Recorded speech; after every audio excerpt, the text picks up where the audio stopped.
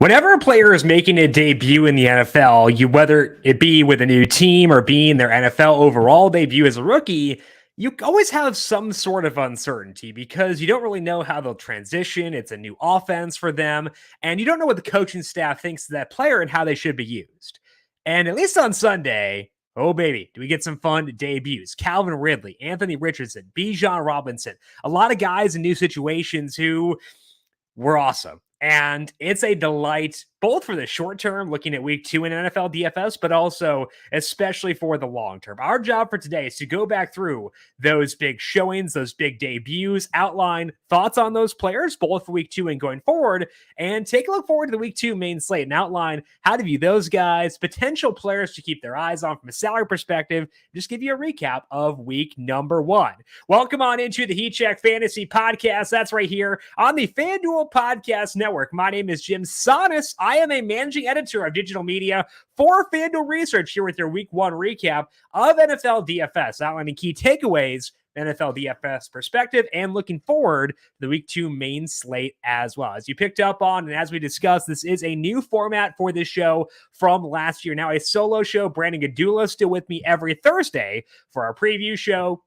But the Monday show, wanted to make it effectively kind of like a notebook dump. I'm taking notes on usages for every player in every game each Sunday, so why not take that and package it and tell you all the key things I pick up on from Sunday. So effectively, that's what this is. This show is going to be a notebook dump for you, letting you know all the things that matter in my mind most for NFL DFS. We're still going to play the same game we did with Brandon, where we play Name That Salary, where basically we'll go through a player's usage, talk about the way they were used, and consider team environment. And I'll give a salary up that I think is fair over on FanDuel.com for a player. And if their actual salary for the week 2 main slate is higher than that, they might be tough to get to. But if their actual salary is lower than that, then we're probably going to be on them entering week number 2. And we have the whole week to dig into their situation, that game, and more to identify what our view of that is of that player entering the week 2 main slate. And at the end of the show,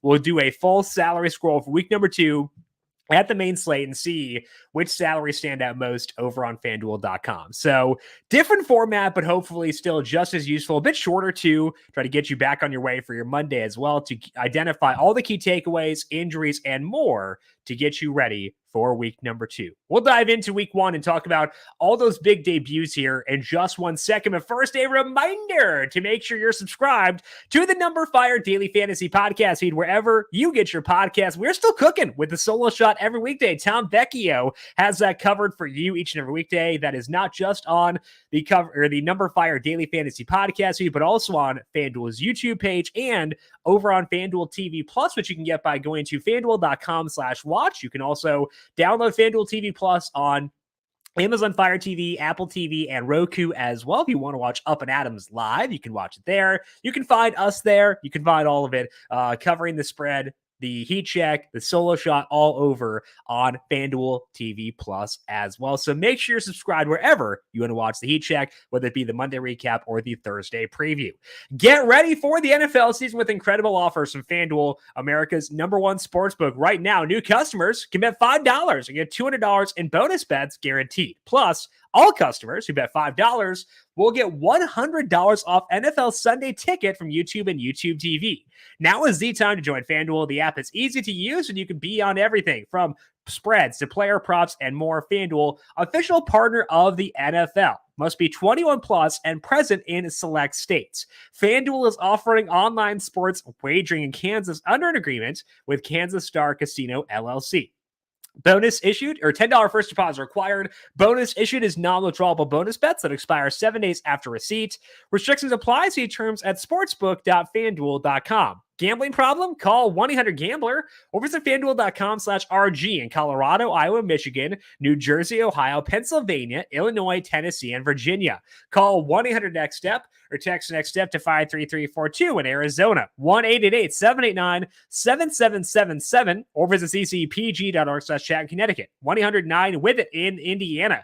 1-800-522-4700 or visit ksgamblinghelp.com in Kansas. 1-877-770-STOP in Louisiana.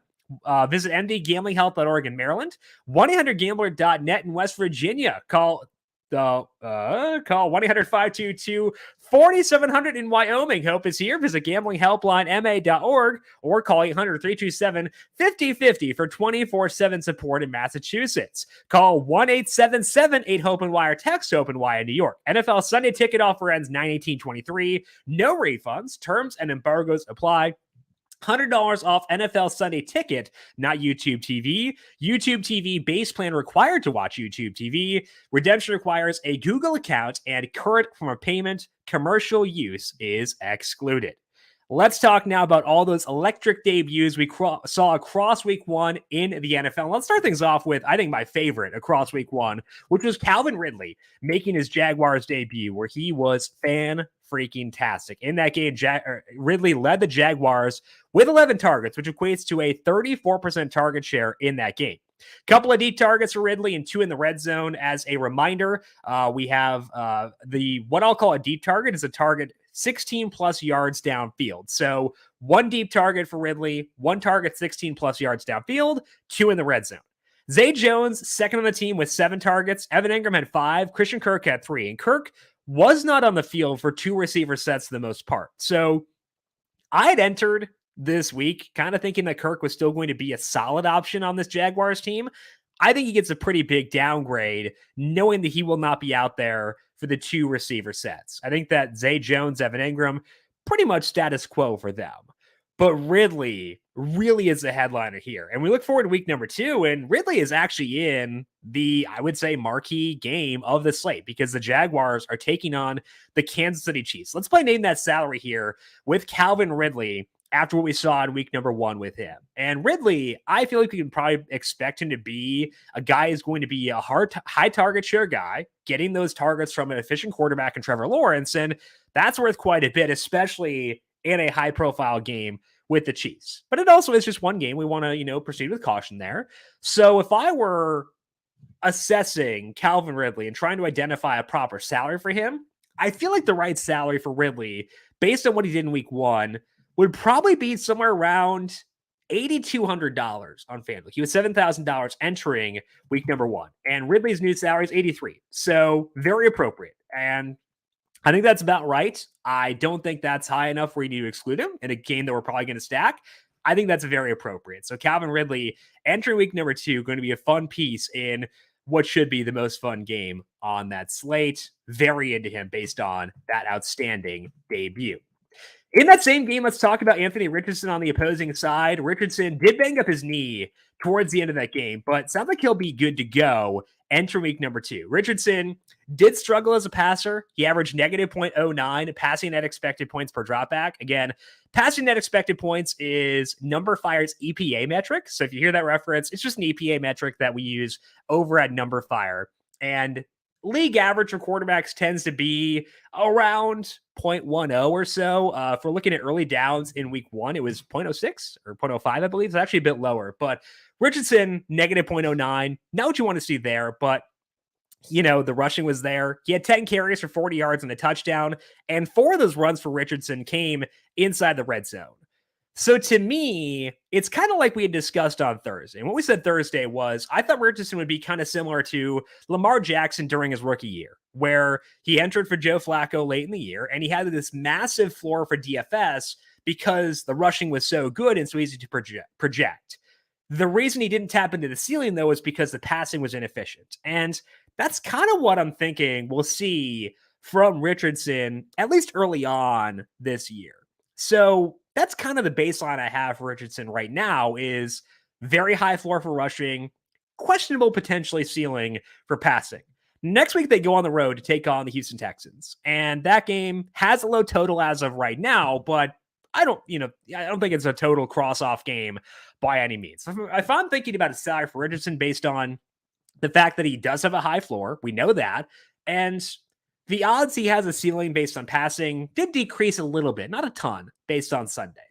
I would say that's worth about a $7,500 salary on FanDuel. And looking at right now, that's exactly where he is. Richardson, $7,500 on FanDuel for week number 2. I think that's appropriate based on what we saw from him in week number 1, based on the potential for the passing to get better, but also the reality that it's hard to be an efficient passer in the NFL. So want to proceed with caution. I think 75 is a very fair number for Richardson. Let's head down south now and talk about Bijan Robinson. He had a big pass catching role specifically in his debut. Robinson led the Falcons with 6 targets on just 18 targeted throws. This is exactly what the Falcons wanted to be. They achieved it. 33% target share for Robinson obviously matters a lot less on a team that throws this little. And we also did see Robinson lose early down work to Tyler Algier. Algier actually outcarried Robinson 15-10. Algier, 2 red zone rush attempts versus 1 for Robinson, but Robinson had 2 targets inside the red zone as well. So we entered week 1 being decently high on Robinson because we are pretty excited about the potential for him to be an every down back. And the pass catching part was there. I'm trying to think of like guys who have had similar workloads in the past where they're going to get the passing game work, but they might lose a bit in early downs. I feel like the best comp for Robinson from that regard is probably actually Aaron Jones the past couple of years since they've had A.J. Dillon, where you knew that the passing would be there. You knew he'd probably be pretty efficient, but he's definitely going to lose some work to A.J. Dillon, potentially in some high leverage situations. And that does matter quite a bit. So when I think about Robinson in that regard, I feel like the accurate salary for Robinson is probably closer to like $75 or $7,600 just because it's not a perfect role and it's in an offense that I'm honestly not super enthused about overall in general. Now, fittingly enough, they're facing the Packers next week, so we'll get to see Robinson against Aaron Jones, hopefully, in that game. But Robinson's salary did go up to $8,100. So I feel like that's a bit high, just based on the fact that we will see Algier mix in. He might get some work in high leverage situations. I think that's a little bit higher than I want it to be. So at least with Robinson, for me, I'm a little bit lower on him than I thought I might be entering week 1. Maybe that does change as we get further into the year, but I think it is kind of an Aaron Jonesy type situation when you weigh everything all together. Zay Flowers had a fantastic debut for the Baltimore Ravens. Obviously, the Ravens offense underwhelmed against Houston, but maybe that was due to rain, whatever it may be. But Flowers himself was fantastic. He had 10 targets in that game, which was a 48% target share. Obviously, no Mark Andrews here, so you got to take this all with a grain of salt because Andrews is a proven target earner within this offense. 2 of those targets for Flowers were deep, and 4 were inside the red zone. So obviously, when Andrews is back, we'll downgrade Zay Flowers as a result, but Flowers got rave reviews throughout the preseason. He was a guy who they used a lot of draft capital on, and they needed pieces in this offense. So I feel like we can probably expect Flowers to be a legit target earner in this offense. So you give me a legitimate target earner tied to Lamar Jackson. I know it wasn't great on Sunday, but still a guy I like. And they're facing Cincinnati next week, a game that we'll probably want to stack up. That's a lot of positives. Now, keeping expectations in check for a guy who's a rookie and assuming that Andrews is back in, I feel like a proper salary for Zay Flowers would be, let's say, $7,100. And entering week 2, checking out on FanDuel, Flowers is $6,600. So a bit under salary based on at least my expectations for him going forward. You see, didn't score in that game, so maybe some points left on the table, but did get that red zone work, did get a lot of overall work. So if we're talking about guys who are legitimately under salary based on the week 1 role entering week number 2, I think Zay Flowers is the first guy we add to that list because the role is phenomenal. It's a very good game next week, and I'm going to want to be on Zay Flowers, even if we assume Mark Andrews is back in for next week. Speaking of fantastic debuts for rookies, Puka Nacua, my goodness, of the Rams. He led the team with 15 targets. It was a 41% target share for Nacua in that game. 3 of those targets were deep. 1 was inside the red zone. And I think just as importantly for Nacua, but also for this entire Rams team, Matthew Stafford looked healthy. Like, I would say he looked healthier than he did the entirety of last year, including week 1, that matchup with the Bills last year. It's probably the best Stafford has looked in quite some time. Cooper Kupp is on short-term IR, which means he will not be eligible to play in week number 2. So we get Nacua as, again, a potential target earner in this offense. Next week, the Rams are facing San Francisco. That's pretty tough. So expectations for the offense will not be as high as they were taking on the Seattle Seahawks. But again, targets are targets, and Stafford looked pretty good. So I would say a proper salary for Nakua, considering the matchup here with the 49ers, I would probably toss out somewhere around $6,500 for Nakua, and his salary is $5,800. So similar to Zay Flowers, a bit undersalaried for Nakua, given the number of targets he earned in this game. Nakua is a guy who played really well in college. Again, got decent hype in the preseason, 119 yards in Sunday's game. That's pretty enticing. So I would say, despite the matchup, Nakua, similar to Zay Flowers, probably a guy we'll be discussing later on this week because that salary is lower than I would think based on his role and based on the offense. Now, the final electric debut we're talking about here for week number 1 is actually one I feel like that might go overlooked. And unfortunately, this guy is not on the week 2 main slate. So we can't take advantage of this from a main slate regard right away. But that guy's Derek Carr. And Derek Carr averaged 0.2 passing net expected points per dropback in his Saints debut. And again, averaged around 0.1 or so. Carr doubled that. Now, they scored just 16 points. So that's why I think this will go overlooked. But the actual base level efficiency for Carr against an offense as good as Tennessee's is very, very good. But I think also most importantly, Derek Carr's ADOT in that game, his average depth of throw, was 12.4. That is a really big number. And he funneled targets to his very good players. Chris Olave led with 10 targets. Michael Thomas had 8. Rashid Shaheed had 6. Olave and Shaheed both had 3 deep targets, and Thomas had 3 inside the red zone. All 3 of those guys had at least 60 yards in this game. So to me, at least, I think Arrow is up pretty big time on this offense, the Carr quarterback. Now, that's not relative to where it was entering week 1. I was high on this offense, higher, I think, than market on this offense entering week 1. Obviously, didn't use them last week because the matchup was tough, but I feel like it's a bit of confirmation that Derek Carr in this offense has the potential to do some really fun things. So I want to bump them up. I love that Rashid Shaheed is still in the mix here. I think that with both Shaheed and Olave, we should probably expect Carr to still bomb it downfield as well. So definitely going to be in on New Orleans next time they're on the main slate. They're facing Carolina in that a doubleheader on Monday Night Football. So for the 2-game slate, maybe want to go there for them. I just think that expectations for New Orleans are up based on both the addition of Carr, but then also how he looked in his debut. Quickly here on the backfield with Kendra Miller out, Jamal Williams played 77% of the snaps, 18 carries and 2 targets, resulted in just 52 total yards. The offensive line didn't look fantastic for New Orleans, so I need a good matchup, but he's at least viable. Facing Carolina again next week on Monday. That could be enough there. Miller might be back, but I think Williams, his role was at least okay. Good enough in that number in his first game with the Saints. Let's transition now and talk about the downside of things and talk about some injuries from week number 1. Aaron Jones pulled his hamstring on a long touchdown run against the Bears. He said it was minor. He's pulled his hamstring before, and he said it didn't feel like that, so he might not miss time. There was a touchdown. I don't recall which touchdown it was, but he was celebrating like right away. It might have been Dobbs' second touchdown, but like Jones was in there celebrating. He wasn't on the field, but like he was celebrating with Dobbs right away. So it seemed like he's at least somewhat okay. 9 carries and 4 targets for 127 yards for Jones before the injury. It was a decent role, I thought, and he looked really efficient as he always does. So I'd have interest if he's good to go, depending on the matchup. They're facing Atlanta next week, so potentially some interest there. But hopefully he's good to go. If not, A.J. Dillon going to have a pretty good role in an offense that looked fine, despite not having Christian Watson this past week. J.K. Dobbins is feared to have suffered a torn Achilles, according to Ian Rappaport and Tom Pelissero.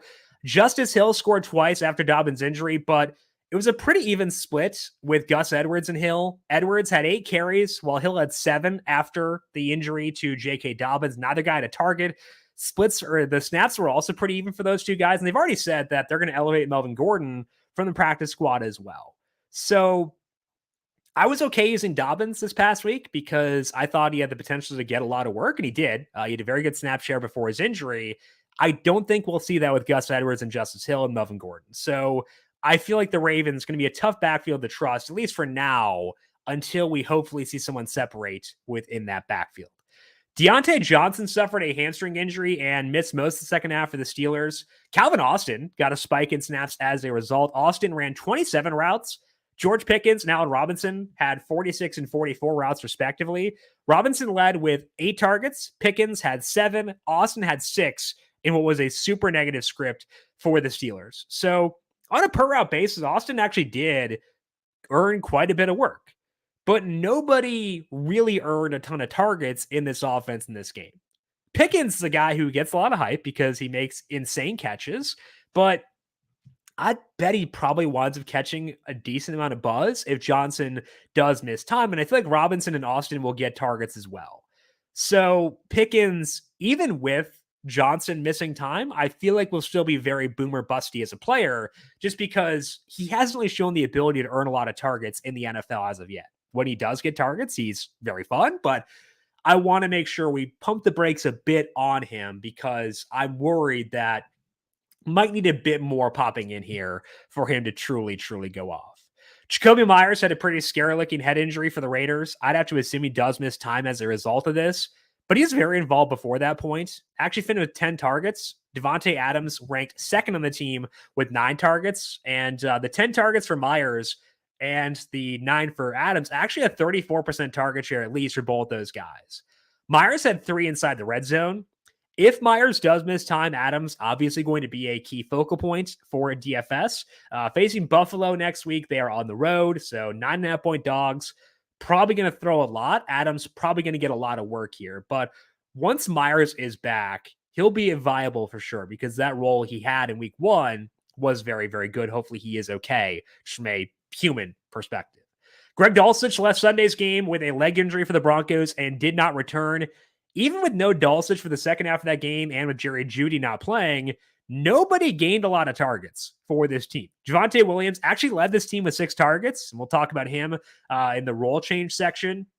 Adam Troutman and Cortland Sutton both had 5. Marvin Mims had 2. So Sutton's the top guy here. Troutman could have value if Dulcich misses time because he was ahead of him on the depth chart to begin with, but with an offense like this, with Jeudy likely coming back, I think we need to have target shares a bit tighter for an offense that probably wants to run and is probably not going to, light the world on fire from an efficiency perspective. I think we need a bit more before we get super jazzed about this team. So pretty bummed about the pass catchers on the Broncos. Finally, Evan Hall was ruled out due to a knee injury for the Colts. Deion Jackson finished with 13 carries and 6 targets. Jackson actually had played every snap before he lost a fumble. Hall came in, had a pretty good run on a play where there was a holding call, but got called back and then got hurt. Jackson, all told, 25 adjusted opportunities, but he turned it into just 28 yards. My hope here is that Zach Moss is back next week because I don't want to touch this backfield. And if Moss is back, it gives me a pretty good excuse to do so. They're facing Houston. Maybe Moss winds up earning, enough work to be a legitimate force, but this backfield looked not ideal in that game. They need JT back pretty quick. So hopefully Hull is okay and hopefully Moss is back soon because I just don't want to target this backfield in any way. Let's talk now about some role updates from week number 1. And there are some big ones for some very, very big players. We had talked on Thursday entering the week about how I was worried about Christian McCaffrey losing work to Eli Mitchell because it sounds like they want to keep McCaffrey healthy. We saw Mitchell mix in quite a bit last year. So I thought going in, maybe we get the McCaffrey we got last year when Mitchell was healthy, which was not perfect for his salary in DFS. That did not happen. Even in a blowout against the Steelers, McCaffrey had an 85% snap share. He had 22 carries and 5 targets, which translated to 169 yards from scrimmage. McCaffrey also got 2 of 5 red zone chances for the team, which is big because, again, last year he did lose red zone work to Mitchell when Mitchell was healthy. So I had been a bit worried. I am no longer. When you give me this workload with this talent, it's the moon. Is the ceiling for Christian McCaffrey. Looking forward to week 2, McCaffrey is taking on the LA Rams. I can't really play name that salary because he's the top guy in salary for this slate. As you can see, if you're watching on FanDuel TV Plus or the FanDuel YouTube page, McCaffrey's salary is $9,500. I think that's probably where I would have put it anyway, but it's well earned. The Rams defense played well Sunday, but not the most talented team by any means. So I think McCaffrey at 95, well worth that salary because of the work that he got in week 1 and because he's pretty good at this football thing too. As for the rest of the team, the 49ers funneled targets their best players. Brandon Ayuk, Deebo Samuel, George Kittle all had at least a 20% target share. Deebo had 2 rush attempts. Ayuk went nuts through the air. I think seeing Brock Purdy play well here should boost the entire offense because the concerns around that elbow pretty much gone, I would say. So I still prefer Deebo over Ayuk, and I'm not as in on Kittle just because the raw targets are not that high, but Ayuk clearly going to earn work here. So I would say expectations for me on every 49er are up because they're going to funnel work in a very efficient offense. That's all great. So arrows up on all these guys, but specifically most on McCaffrey, and I'm more willing to use Deebo and Ayuk than I would have been entering this week. Tyreek Hill went insane on a bananas workload. He had 15 targets in that game. 8 of those were at least 16 yards downfield. And he caught 6 of those 8 deep targets for 188 yards. What on earth? And he also had 4 red zone targets. So it's not just that he had those 2 touchdowns, but he also was getting work towards the goal line and converting on that work too. Jalen Waddle, 5 targets for 78 yards. Durham Smythe actually second on this team with 7 targets, which is very weird because I kind of view him as more of a blocking tight end, but 7 targets, not nothing. I'm still going to rank Waddle pretty firmly the number 2 guy on this team. No shocker. And Waddle will have good games too. So don't just fixate on Hill because he went nuts on Sunday, but he's probably going to go nuts again. Waddle very much in play. They are the Sunday night game next week, taking on New England. But I mean, what else can you say about Tyreek Hill? What else can you say about Tua with what he did there too? So this team very much carrying over what they did pre-injuries for Tua last year. Travis Etienne had a pretty nice game Sunday, but he did lose goal line work to Tank Bigsby, which was kind of the concern with this team heading into this year. Etienne did score, but it was on a longer run. So, that's good to score on longer runs because it can earn you more work. It shows burst and stuff like that. And there were also some other positives. Etienne actually earned 5 targets in this game. He had 5, and that actually ties the high for Etienne from last year. So I'd entered this year kind of worried that Etienne might both not earn targets once again and also lose work at the goal line to Bigsby. The goal line work was actually something that did play out. So that part is legitimate. But maybe if he earns targets, he can partially offset that. I think that a decent comp is probably like Tony Pollard last year after his breakout, where you had Pollard getting good overall work and getting targets in the passing game while still losing at least some work to Ezekiel Elliott. I think that's worth a salary of around $7,700. Now, I know it's what ETN's salary was entering this week, and he did get boosted up, but I also was not an ETN for this week. So it's just boosting him up for me from where I viewed him, which is probably around 72, 71 or so, boosting him up because the passing game work, that gets him to 77. ETN's salary for that shootout with the Chiefs in week 2 is 82, so a bit high. I'm going to have a hard time getting there. Between him and Calvin Ridley, I feel much better about Ridley at his high salary than I do with ETN at his. So to me, if we're talking Jags Chiefs on the Jags side of things for that fun game, I'm going to lean Ridley relative to salary for these 2 guys. There have been a ton of reports in the offseason that Kenneth Gainwell might be the Eagles' lead back, and to my surprise, at least, he actually was on Sunday. He had 14 carries and 4 targets, and he turned that into 74 yards from scrimmage. We also saw Gainwell get 3 out of 4 red zone chances, not just among running backs, but among all players on this team. Now, Jalen Hurts will run the red zone, so you always have to kind of keep that in mind with the Eagles' backs, but we saw Miles Sanders on a pretty similar workload go really, really well last year. And when you attach that work to Jalen Hurts, who kind of boosts the efficiency of the team's rushing offense, that's pretty good. Now, they play Thursday, taking on the Minnesota Vikings. The spread is lengthened to 7.5 because the Vikings struggled in their game with the Buccaneers. But Gainwell, I think, definitely gets a boost up as a result of what we saw in this game. If he were on the main slate, I'd say appropriate salary for Gainwell, probably around $6,900, $7,000, somewhere in there, just because I want access to this offense. And he actually had a pretty good role, both from an overall perspective and getting goal line work, getting targets. I think arrows up for Kenneth Gainwell for sure. Now, Derrick Henry in his game had a really big catch, but he also lost a quality amount of work to Tyjae Spears. Spears outsnapped Henry 56% to 48%. And he also ran 7 more routes than Henry. He had 1 more target than Henry. So Henry has big play upside because he's a very good football player. And he's going to be able to burst off those big runs, and that can give him very good gains as a result. But I don't think the median expectation for Henry will be as high as usual if this role persists. We see Spears continuing to steal work. In the past, we would see Henry get spelled by other backs in this team, but they wouldn't get a lot of work. Whereas here, they kind of did. So I would say I'm going to bump down Derrick Henry a little bit as a result of this game. Now, Tennessee next week is on the main slate, I believe. Trying to find who they're facing. They're facing the Chargers. That's actually a pretty fun game. Total is 45.5. The Chargers favored by 3.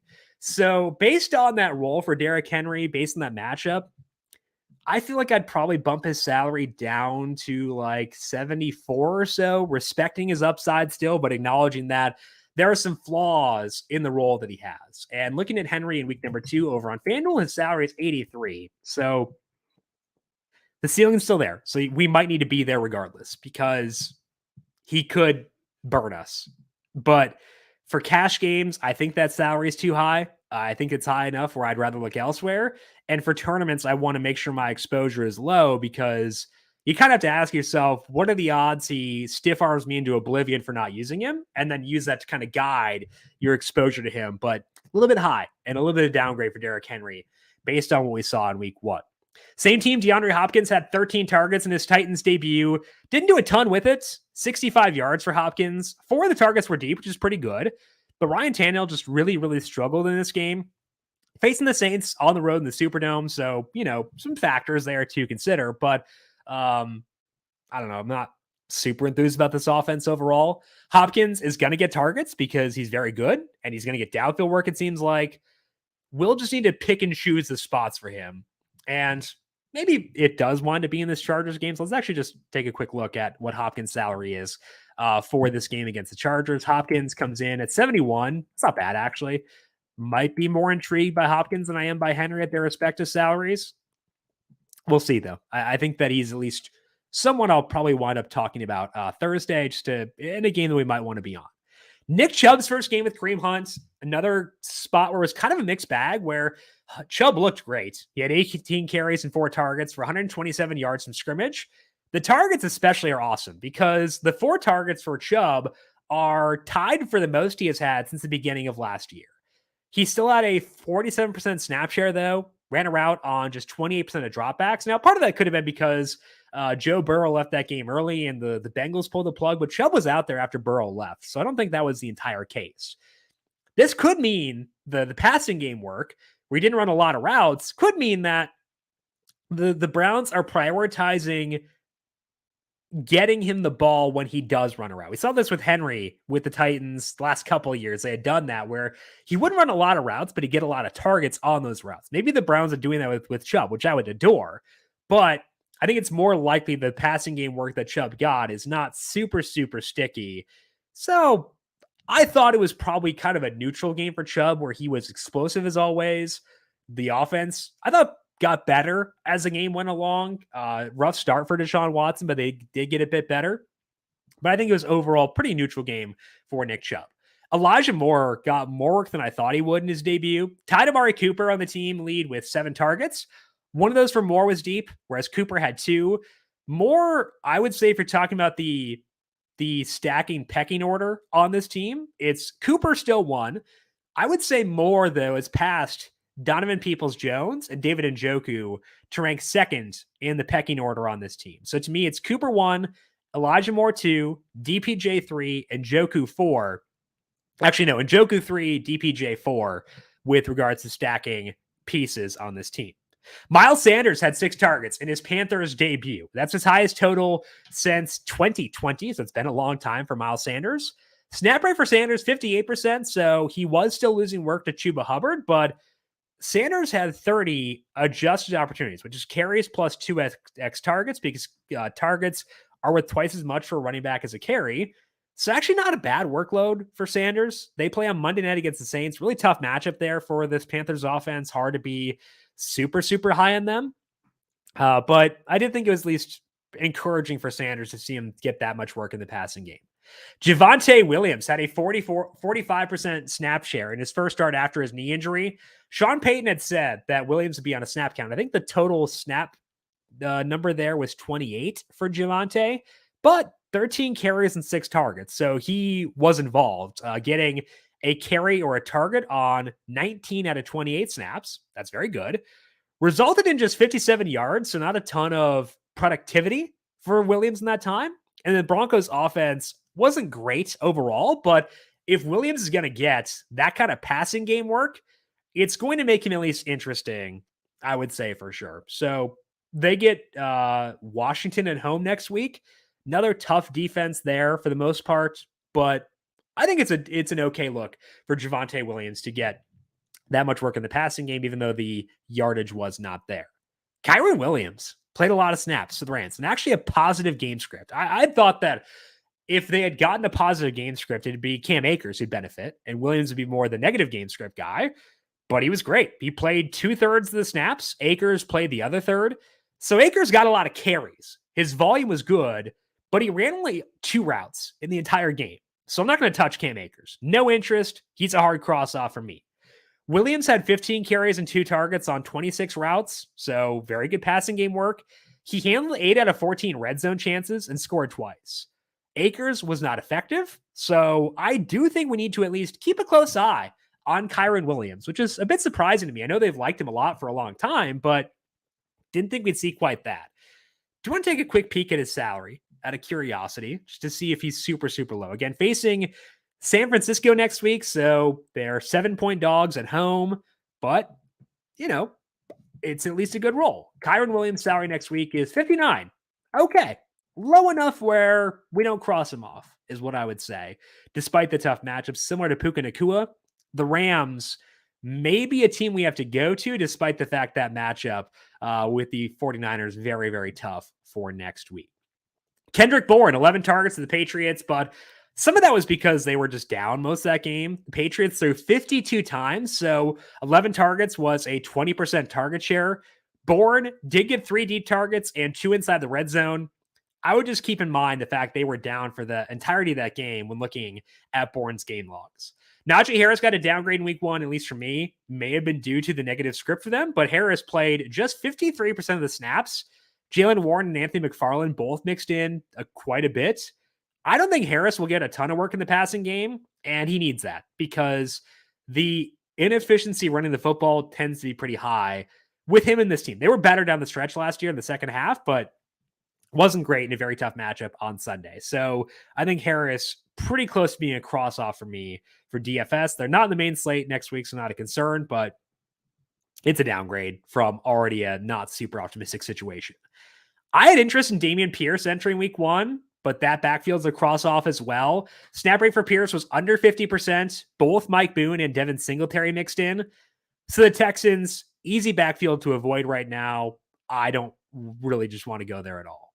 We could use Nico Collins, though, because Nico Collins had 11 targets. Robert Woods had 10, but Collins had 2 out of the 3 deep throws from CJ Stroud. So Collins, to me, is the one usable Texan. They're facing the Colts next week. Pretty tight spread. Obviously, not the highest total because it's 2 rookie quarterbacks playing their second game, but it is indoors. So let's just take a quick peek at Nico Collins to see what his salary is. Week number 2, Collins' salary, 62. It's about appropriate. He was 58 entering this week. So 62 to me is pretty fair, given that's not the world's best game environment. Final note here is on the Bears backfield. It was a full committee. Now, obviously, we have to keep in mind this was a very negative game script for the Bears. They got down to the Packers, but Roschon Johnson led in snaps and got all the red zone work. He also had 7 targets. But again, it was almost as negative of a game script as you could possibly concoct. So I'm not going to go to the Bears backfield until that one sorts itself out. It seems like all 3 guys will be involved, and I need a better offense to take a stab at it when that is the case. Okay, Let's take a look forward now to week number 2. We've been talking about some salaries throughout the show here for today, but want to go through and look at the week 2 main slate over on FanDuel.com, go position by position, and just kind of talk about salaries that stand out to me, whether it be too high salaried or too low salaried, and just kind of take note of some guys who could be on the menu or off the menu for next week. When I pull up quarterback for week number 2, there are a couple of marquee games next week. I would say the Chiefs and the Jaguars is the number 1 for there. You could talk about the Rams and Seahawks in that regard, very high total in that game. Las Vegas and Buffalo, also a high total. So Josh Allen does the highest salary at $9,200, Mahomes at $9,000. Thinking about other guys in shootouts, though, next week, you got Trevor Lawrence coming in at $7,800. To me, that stands out because they're going to have to push if they want to keep pace with Patrick Mahomes. And I talked before about how Ridley's salary was about 200 more than I thought it would be. This offsets that. And if you're talking about them just like as an overall stack, they're affordable in my eyes. Trevor Lawrence, $7,800. I think I'm going to be pretty high on him this week. But I think the most noteworthy salaries both come in the same game. Both were on a couple of teams that struggled in week 1 with the Ravens and the Bengals. Lamar Jackson's salary is $7,600 and Joe Burrow's is $7,400. Oh boy. That total right now sits at 45.5. I believe on the look ahead line, it was either 47.5 or 48.5 for that game. And did anything actually happen in those 2 games that justified downgrading this game 2 or 3 points? I don't think so, personally. The Ravens might get Mark Andrews back. The Bengals had a bad game. T. Higgins, 0 for 8 on 8 targets. I think it's kind of a bad game. Both these defenses are respectable, so maybe that's why we see that. But I think Lamar Jackson and Joe Burrow really undersalaried at 76 and 74 respectively, and guys I'm going to want to be on this week. I also do think that lowers my interest in Jared Goff. If you told me that Jared Goff was 73 in a potential shootout with the Seahawks, I'd probably have interest there. But given the fact we have Burrow and Jackson at such low salaries, it does lower things a bit for Jared Goff. Geno is 7,000 on the other side of that game. I don't really see a lot of other salaries that stand out. Maybe you could be enticed by Bake. No, that's stupid. Don't listen to that. Just kidding. This is a live show. Otherwise, I would redact that. But either way, I think that to me, standouts at quarterback going to be Burrow at 74, Lamar at 76, and then Trevor Lawrence at 78, because all those guys have paths to legit upside in very good games and do not cost you a lot in terms of salary. Moving over to running back, McCaffrey, as mentioned, is 95. Eckler is 80 or 92. Derrick Henry is at 83. Let's scroll here and see if we see some guys who might be a bit undersalaried. Tony Pollard is in a pretty tough matchup taking on the New York Jets. But again, Pollard last night had a very good role. Let me scroll over here now and see what Pollard's snap rate looked like last night. Obviously, the score played an impact, but still a 64% snap rate for Pollard, 14 carries and 3 targets, 82 yards in that game. 8,000 is not a bad salary for Tony Pollard on a game that should be more competitive. They're playing indoors. They're at home. Again, the Jets defense, rock solid. Not a team I want to go at very often, but, pretty intriguing number there for Tony Pollard. Scrolling down a bit further on this list, if Aaron Jones can't go, A.J. Dillon's salary is $7,000.